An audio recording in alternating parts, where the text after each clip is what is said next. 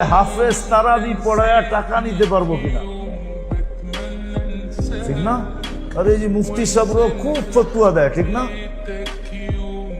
এটাই তো জিজ্ঞেস করেন, ঠিক না?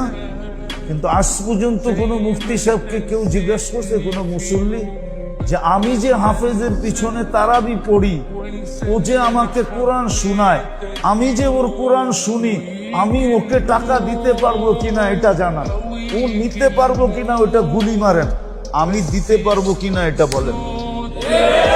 এই প্রশ্ন আজ পর্যন্ত কেউ করছে? হ্যাঁ, না সেক্রেটারি করছে জিগান, না সভাপতি করছে জিগান, না মসজিদ কমিটি করছে জিগান। হাফেজ নিতে পারবো কিনা এটা প্রশ্ন করে, এটা প্রশ্ন করে না আমি দিতে পারবো কিনা। হাফেজ নিতে পারবো কিনা এটা প্রশ্ন করে, এটা প্রমাণ করে ওর ভিতরে কোরআনের আজমত নাই,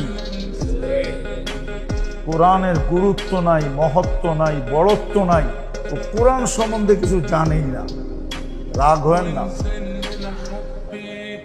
ও কোরআন সম্বন্ধে কোনো গুরুত্ব নাই, ও জানে না কোরআন কি জিনিস। কোরআনের মহত্ব যদি থাকতো তাহলে মুসল্লিরা হাফেজকে সোনার হার দিতে দিতে ডাইকা দিত।